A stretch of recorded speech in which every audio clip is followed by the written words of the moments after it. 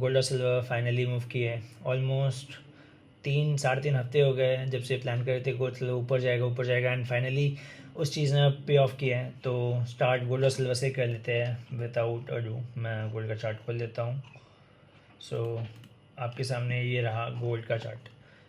तो मैं weekly time frame से स्टार्ट करूँगा। सारे लेवल्स मार्क्ड है। मैं एनालिसिस वाले कर रहा था, सोचा वीडियो एक बार थोड़ा छोटा कर दूँगा, ज़्यादा बड़ा नहीं होगा। अब देखो गोल्ड ने वीकली टाइम फ्रेम पे ये जो 3 4 कैंडल्स बनाई है ना, ये देख रहे हो, खाली विक्स विक्स बना रहा था। तो कहीं ना कहीं ये साइन दिखा रहा था कि यहाँ पे एक्यूमुलेशन हो रहा है। ये अगर आप डेली टाइम फ्रेम पे जाके देखोगे तो कंसोलिडेशन अच्छा हुआ, फिर जब फटा तो 2 3 दिन में ब्रेकआउट दिया। ठीक है, it's just all about patience, आप कितना देर वेट करते हो। तो अब आप नोटिस करोगे तो क्या हुआ है गोल्ड में। गोल्ड ने एक लगातार, देखो सेलर्स कहने के एग्जॉस्ट हुए, राइट, धीरे धीरे सेलर्स आए और एक दिन में फट गया। तो अब देखो मेजर ट्रेंड सेलिंग का है। एक अच्छा सा पुल बैक बना के अगर मैं बात करूँ, गोल्ड ने ऑलमोस्ट 8% का मूव दिया है विद इन अ वीक। 8% बहुत होता है गोल्ड में, ठीक है। तो अब क्या प्लान ऑफ एक्शन होना चाहिए। तो सबसे पहले आप नोटिस करो तो ये जो एक रेक्टेंगल मार्क है ना, ये एक मेजर सप्लाई जोन है। यहाँ पे पहले मार्केट्स ने रिजेक्शन लिया है। तो पहले देखना है यहाँ पे मार्केट्स क्या करता है।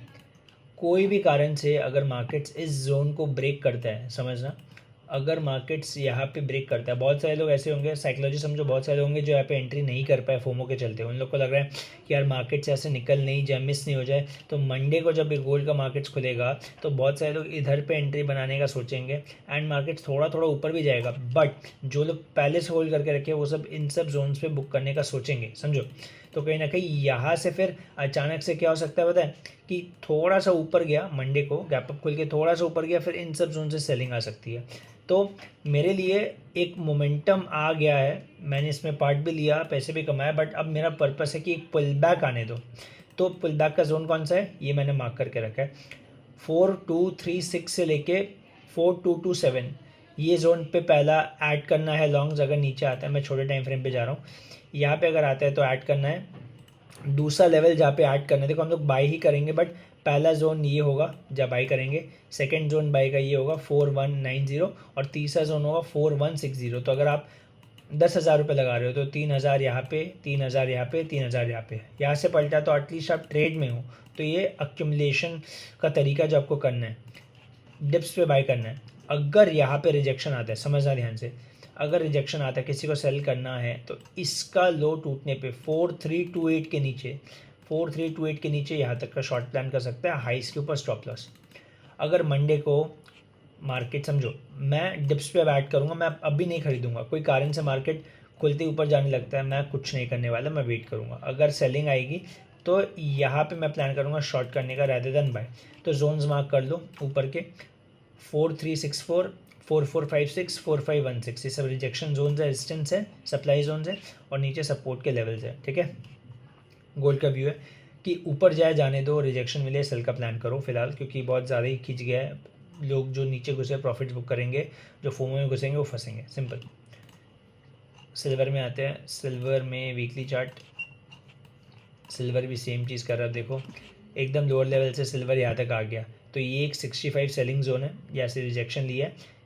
68 72 ये दो रेजिस्टेंस है, नीचे सपोर्ट कहाँ पे है। सेम कॉन्सेप्ट गोल्ड की तरह, बस मैं लेवल्स बता दे रहा हूँ ताकि आप कंफ्यूज नहीं हो। तो अगर मार्केट, अब मैं क्या करूँगा इसमें, सिंपल सेम चीज़, अगर मंडे खुल के ऊपर जाने लगता है, मैं अभी लॉन्ग में इंटरेस्टेड नहीं हूँ, मैं चाहूँगा कि इन सब जोन पे आए, रिजेक्शन दे, सेल करने का सोचूंगा। या यहीं पे अगर ये एम बना के इसको तोड़ता है तो मैं ये 60.8, 59.9, इन सब जोन्स तक खरीदने का सोचूंगा। देखो मेरे को नहीं लगता कि इतना ज़्यादा गिर सकता है, बट एक और जोन मैं मार्क कर दे रहा हूँ, ये वाला 62.9। अगर मार्केट, समझो अगर मार्केट, देखो अभी इधर ही है, यहाँ से ऊपर जाएगा, ठीक है, तो यहाँ पे थोड़ा सा खरीद सकते हो। ऊपर जाएगा तो चलने दो, बट अगर और गिरता है तो यहाँ पे ख़रीदना है, और गिरता है तो यहाँ पे, इन सब जोन्स पे ऐड करने हैं धीरे धीरे। 30% में ख़रीदना है। 10,000 तो 4,000, 3,000, 3,000, इस हिसाब से प्लान करना है। ठीक है, तो सिल्वर के लेवल्स हो गए ऊपर के नीचे के। अब मैं आ जाता हूँ BTC पे। मैं क्रिप्टोज़ में थोड़ा सा अलग व्यू बनाया हूँ। क्रिप्टोज़ में मैं बुलिश हूँ, रीजन वगैरह सब दूंगा। देखो वीकली चार्ट पे क्या हुआ है थोड़ा सा समझने की कोशिश करो। मार्केट्स ने क्या किया, ये एक अच्छा सेलिंग आया, ठीक है, सेलिंग के बाद पुल बैक लिया, फिर ये रेड कैंडल बना के गिरा, बट क्या हुआ, ये लो तो तोड़ा, ये वाला लो तोड़ा, लेकिन फिर ग्रीन कैंडल ने इसको ऊपर खींचा, पुल बैक, अब वापस से ग्रीन कैंडल बन रही है। तो बेसिकली क्या हुआ, ये ये ये ये तो इसको ऊपर ले जा रहे, तो ये टूटना अब ज़रूरी है।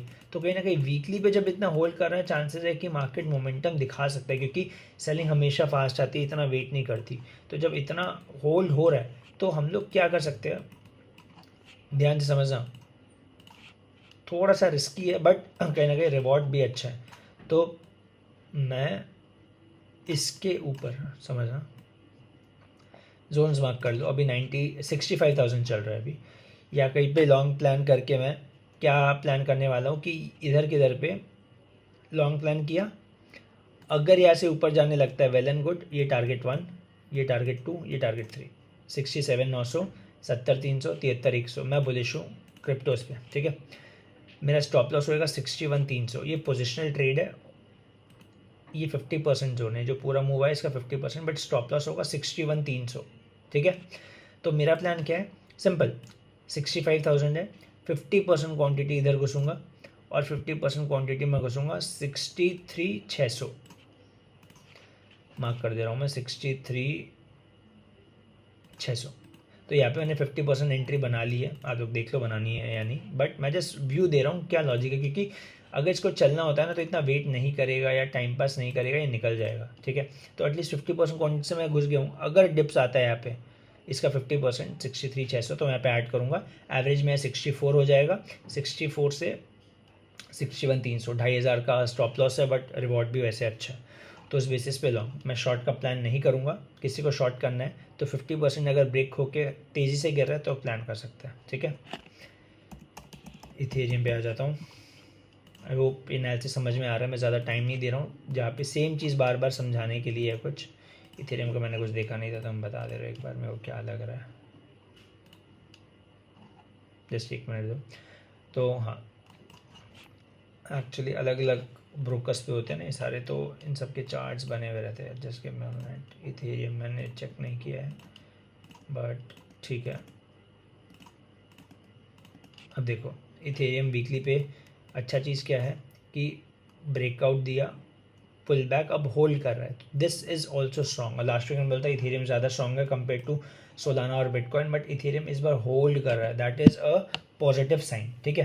तो सिंपल है, जब तक हम लोग इसको ब्रेक नहीं कर देते, लॉन्ग मत करो अभी, या फिर अगर लॉन्ग हो, समझो अगर आप लोग यहाँ पे लॉन्ग प्लान करते हो, मैं बुलिश हूँ इथेरियम पे भी, बट अगर यहाँ पे लॉन्ग प्लान करते हो तो स्टॉप लॉस इसमें छोटा सा रहेगा, इसके नीचे, एंड टारगेट्स एटलीस्ट ये वाले सेम हाइज आपको प्लान करने हैं, ठीक है। सेम इसमें भी 50% इधर घुस जाओ, 50% यहाँ कहीं पे 1845 के नीचे, बट 1720 के नीचे अगर गया तो मैं बुलिश नहीं रहूँगा। तो ये हो गया इथेरियम।